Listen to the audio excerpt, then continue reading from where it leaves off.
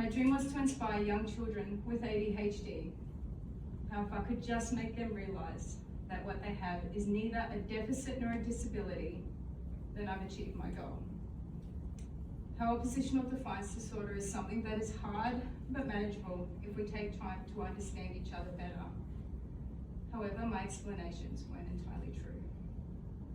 Granted, raising children who have been handed both of these diagnoses means that these topics are very close to home and therefore close to my heart. The answer as to why I began writing the novel though, well, that's a completely different story. The truth is I began writing this novel during a very difficult time in my life. It was my own personal form of self-care, and it was never meant to be read by anyone other than myself. In fact, the first chapter was written in the back of an old exercise book in red pen. You see, like many other disappointingly boring backstories that have taken place within the past few years, this story begins during the very first COVID-19 lockdown of January 2021. My family is quite large and loud, not to mention somewhat diverse in age, personality, and temperaments. So you can imagine what it was like for all 7 of us to be crammed inside together under one roof.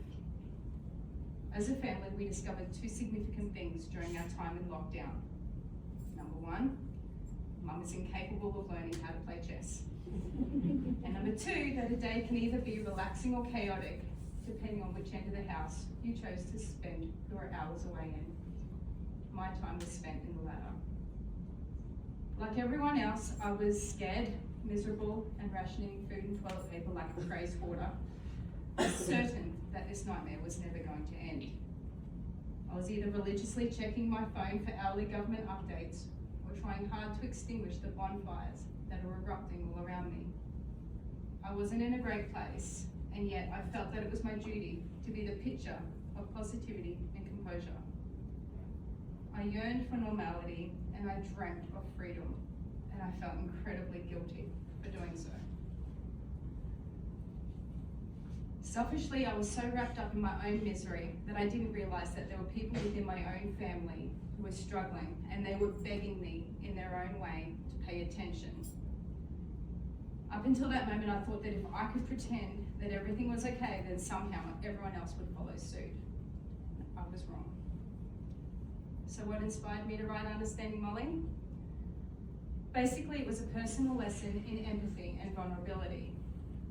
Australian philosopher Roman Krznaric once said, empathy is the art of stepping imaginatively into the shoes of another person, understanding their feelings and perspectives, and using that understanding to guide your actions. This realization was my inspiration. I'd spent my entire life in my own 2 shoes. My perception of the world was based solely on my own experiences, my own thoughts, and the way that I thought things should be. How could I possibly raise empathetic children when I myself was so caught up in my own emotions? What right did I have to insist that they shared my point of view when I wasn't willing to do the same? Basically, they deserved more from me, and I wanted to be more for them. So with this in mind, I left my own world and I stepped into another.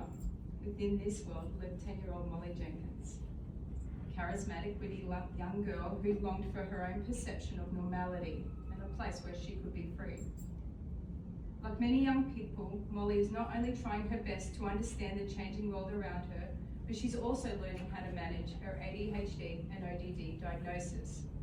Her life is anything but simple. It's exhausting trying to keep your emotions and frustrations buried deep inside, hidden behind a mask of composure.